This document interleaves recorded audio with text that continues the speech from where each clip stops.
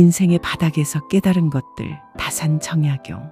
여러분, 지금 이 영상을 보고 있다면 아마 마음 어딘가가 무거울 겁니다.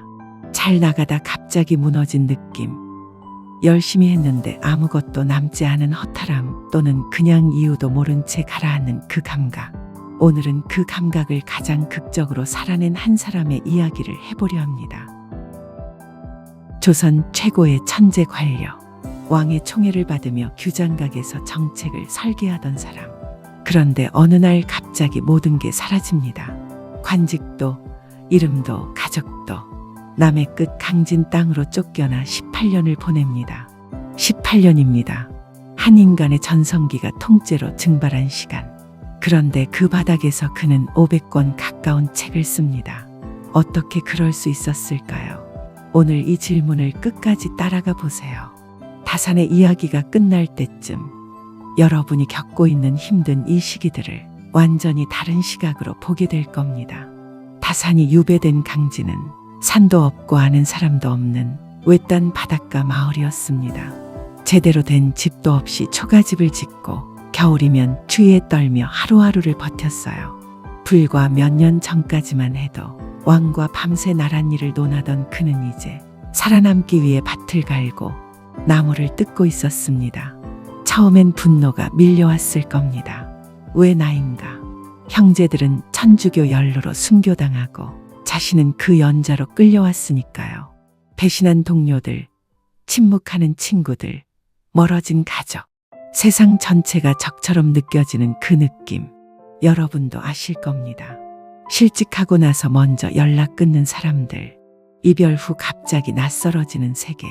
그 감각이요.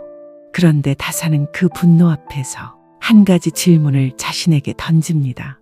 이 고통이 내게 무엇을 가르치려 하는가? 이 질문 하나가 그의 18년을 바꿨습니다. 첫 번째 깨달음입니다. 마음의 주인은 나 자신이다.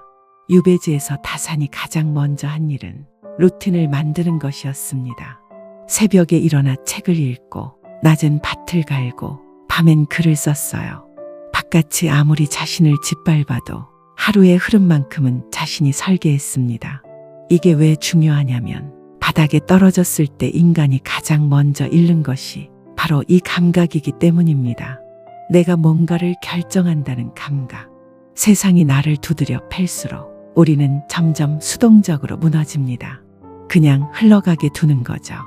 다산은 그걸 거부했습니다. 외부가 나를 흔들 수 있지만 내 마음은 내가 지킨다고 편지에 썼어요.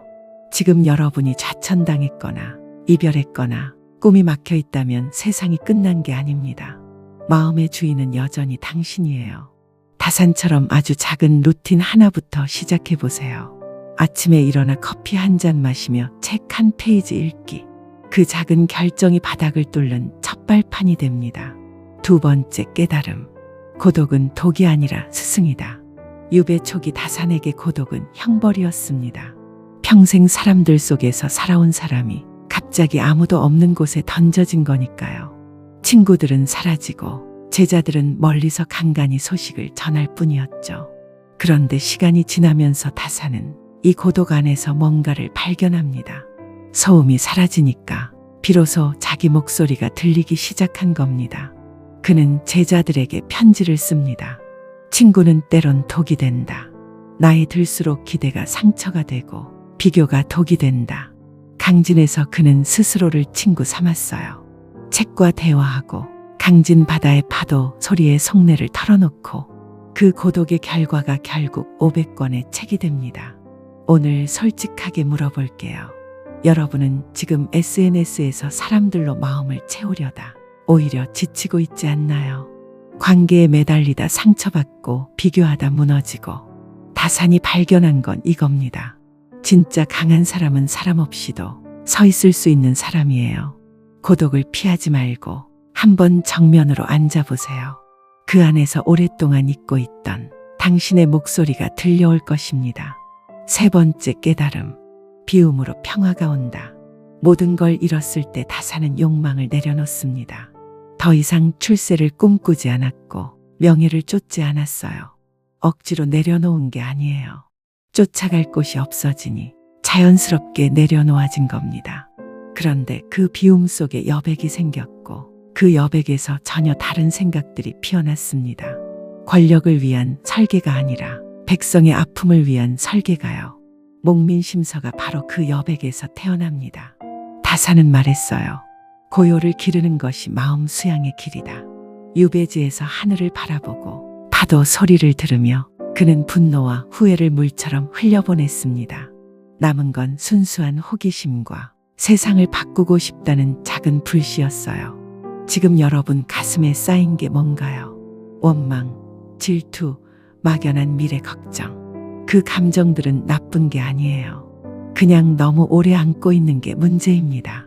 한번 숨을 크게 쉬고 내려놓는 순간 그 자리에 평화가 스며들기 시작합니다. 다산의 유배는 강제된 비움이었지만 그는 그 비움을 자유로 바꿨어요. 네 번째 깨달음.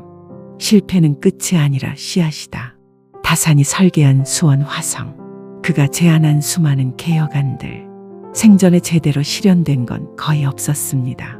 유배에서 돌아온 뒤에도 다시는 관직에 오르지 못했고 죽을 때까지 세상 가장자리에서 살았어요. 그런데 그는 포기하지 않았습니다. 대신 기록했어요. 책으로 남겼습니다. 그 기록들이 후대의 씨앗처럼 뿌려졌고 지금 우리가 다산을 조선 최고의 실학자라 부르는 이유가 됩니다. 여러분도 그렇습니다. 프로젝트가 망하고 연애가 끝나고 꿈을 접어야 했을 때 그건 끝이 아니에요. 다산처럼 기록하세요. 그 실패에서 배운 것, 깨달은 것, 다음에 다시 세울 설계도를. 바닥에서 싹튼 것이 가장 단단합니다. 햇빛 속에서 자란 나무보다 바람과 추위를 버틴 나무가 더 깊이 뿌리를 내리는 것처럼요. 마지막 깨달음입니다. 감사로 삶을 잇는다. 강진에서 다산은 매일 감사했습니다. 살아있다는 것, 읽을 책이 있다는 것, 멀리서 소식을 전해오는 제자들이 있다는 것. 그는 편지에 이렇게 씁니다. 고난은 나를 더 크게 만든다. 이게 단순한 긍정의 말이 아닙니다. 다산은 그것을 온몸으로 증명한 사람이에요. 18년의 유배가 끝났을 때 그는 유배 전보다 훨씬 더 큰 사람이 되어 있었습니다. 고통이 그를 갈고 닦은 겁니다. 지금 이 순간 여러분도 스스로에게 물어보세요. 이 고통이 내게 주는 선물은 뭘까? 쉽게 답이 안 나와도 괜찮습니다. 그 질문 자체가 이미 바닥에서 올라가는 첫 계단이니까요. 다산 정약용은 바닥에서 일어선 게 아닙니다. 바닥 자체를 자신의 무대로 바꿨습니다. 마음의 주인 되기, 고독을 스승으로 삼기, 비워서 여백 만들기, 실패를 씨앗으로 심기, 감사로 하루를 잇기. 이 5가지 오늘부터 하나씩만 실천해 보세요. 거창할 필요 없습니다. 다산도 강진 초가집에서 하루 한 줄부터 시작했으니까요. 여러분의 오늘을 응원하겠습니다. 오늘 영상이 마음에 닿았다면 구독과 좋아요 부탁드립니다.